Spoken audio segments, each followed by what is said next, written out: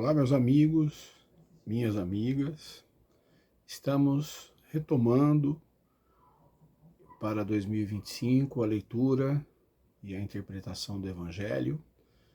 Desejo a todos um excelente ano, com muita luz, com muita energia e com muita capacidade de aprendizado. Que Deus e Jesus nos inspire e nos proteja, juntamente com os nossos amigos espirituais, nos fortalecendo para que a nossa jornada seja eficiente e menos dolorida. Convido a todos agora a fazermos uma prece inicial, primeiramente elevando o pensamento a Jesus e agradecendo a oportunidade de estarmos reunidos em prol da sua causa, em prol dos seus ensinamentos. Que os bons espíritos, os nossos mentores amigos, os nossos queridos amigos da casa espiritual que nós frequentamos, possam nos intuir, possam nos auxiliar e que possamos fazer a nossa parte a melhor possível, gerando possibilidade de conexão com esses amigos que tantos quer nos ajudar, que tanto quer que nós tenhamos sucesso em nossa jornada terrena. O nosso muito obrigado ao Mestre Jesus, ao amigo incondicional, que nos proteja e que nos faça entender as suas leis que há tanto tempo foi trazida até nós. Que assim seja. Bom estudo do Evangelho. Olá, vamos finalizar então o capítulo 1 do livro 4 do Livro dos Espíritos com a questão 957. Quais são, em geral, as consequências do suicídio sobre o estado do espírito? Resposta: as consequências do suicídio são muito diversas. Não há penas fixadas em todos os casos. São sempre relativas às causas que provocaram. Mas uma consequência a qual o suicida não pode fugir é o desapontamento. De resto, a sorte não é a mesma para todos, depende das circunstâncias. Alguns espiam a sua falta imediatamente, outros em uma nova existência que será pior do que aquela cujo curso interromperam. A observação mostra com efeito que as consequências do suicídio não são sempre as mesmas, mas há as que são comuns a todos os casos de morte violenta e a consequência da interrupção brusca da vida. Há primeiro a persistência mais prolongada e mais tenaz do laço que une o espírito ao corpo.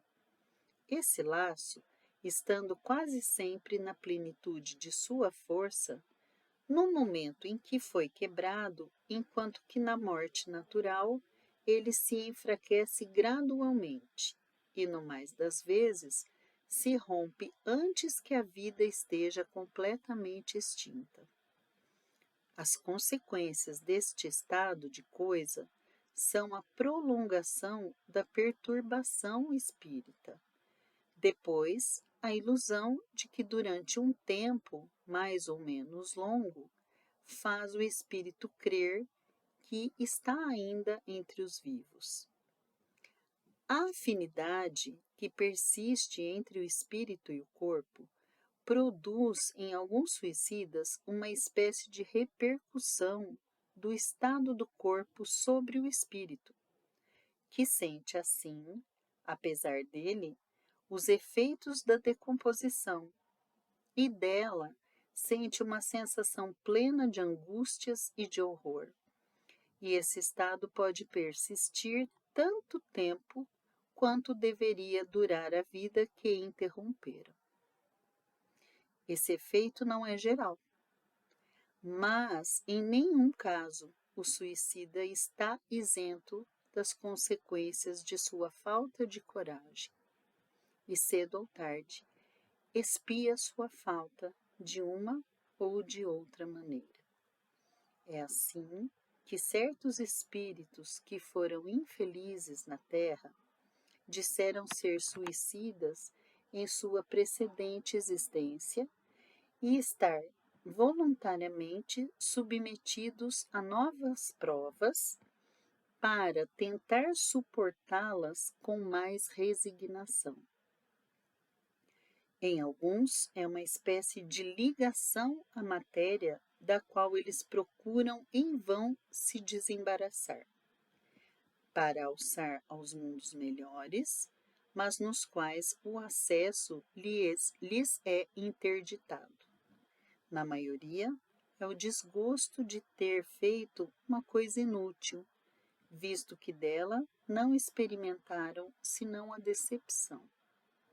A religião, a moral, todas as filosofias condenam o suicídio como contrário à lei natural. Todas nos dizem, em princípio, que não se tem o direito de abreviar voluntariamente a vida. Mas por que não se tem esse direito? Por que não se é livre para pôr termo aos seus sofrimentos? Estava reservado ao Espiritismo demonstrar, pelo exemplo daqueles que sucumbiram, que isso não é só falta como infração a uma lei moral. Consideração de pouca importância para certos indivíduos, mas um ato estúpido, uma vez que com ele nada se ganha. Longe disso, não é a teoria que nos ensina, mas os fatos que ele coloca sob nossos olhos. A doutrina dos espíritos tem como premissa a imortalidade do espírito. E para que esses espíritos todos possam evoluir, possam se sentir em equilíbrio com a natureza, em equilíbrio com Deus, em equilíbrio entre as criaturas, é necessário aprender a amar. Muitas vezes nós tomamos caminhos tortuosos para aprendermos a nos amar, outros caminhos dolorosos para aprender a amar o outro. Quantos enganos nós cometemos? Quantas vezes nós adoecemos por conta dos nossos desenganos?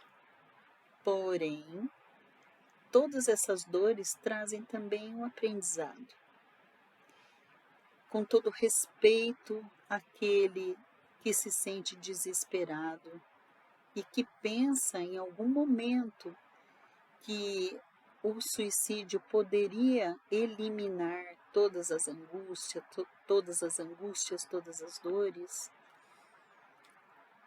o Espiritismo nos mostra, através de relatos daqueles que já foram, que é uma grande decepção chegar do outro lado e ver que nenhuma dor, nenhuma raiva, nenhum ressentimento, nenhuma angústia é finalizada com a própria vida. Muito pelo contrário. A maior parte dos relatos são de arrependimento. Então, que a gente pense bastante sobre isso, que a gente possa olhar para a nossa vida com muita gratidão, com muito carinho, e buscando esse equilíbrio através das nossas orações, do cultivo de bons hábitos, da conexão com Deus, para que a gente se fortaleça para passar pelas nossas provas. Capítulo 2. Penas e gozos futuros. Nada. Vida futura. Questão 958. Porque o homem tem instintivamente horror ao nada? Porque o nada não existe. Questão 959. De onde vem ao homem o sentimento instintivo da vida futura? Já o dissemos. Antes de sua encarnação, o espírito conhece todas essas coisas e a alma guarda uma vaga lembrança do que sabe e do que viu em seu estado espiritual. Em todos os tempos, o homem se preocupou com o seu futuro de além-túmulo, e isso é muito natural. Qualquer importância que lhe ligue à vida presente não o pode impedir de considerar quanto ela é curta e, sobretudo, precária, visto que pode ser cortada a cada instante e ele não está jamais seguro do dia de amanhã. Que se torna depois do instante fatal? A questão é grave, porque não cogita mais de alguns anos, mas da eternidade. Aquele que deve passar longos anos num país estrangeiro se inquieta com a posição que aí terá. Como, pois, não nos preocuparíamos com a que teremos deixando este mundo, visto que é para sempre? A ideia do nada tem alguma coisa que repugna à razão. O homem mais negligente durante sua vida, chegado o momento supremo, se pergunta o que vai tornar-se e involuntariamente espera. Crer em Deus, sem admitir a vida futura, seria um contrassenso. O sentimento de uma existência melhor está no foro íntimo de todos os homens. Deus não o colocou aí em vão. A vida futura implica a conservação de nossa individualidade depois da morte. Que nos importaria, com efeito, sobreviver ao nosso corpo se nossa essência moral deveria se perder no oceano do infinito? As consequências para nós seriam as mesmas que o nada. Chegamos ao final de mais uma leitura e interpretação do Evangelho. Agradecemos mais uma vez a Jesus e a todos os amigos espirituais. Mestre, mais uma vez só podemos agradecê-lo por tudo que nos oferta. Que nós possamos usar esse conteúdo interpretado e lido hoje como uma maneira de absorver os ensinamentos e praticá-los no nosso dia a dia. Que os nossos mentores possam ter o canal aberto para a nossa conexão, para o nosso bem. Pedimos mais essa oportunidade para que os mentores amigos consigam nos intuir.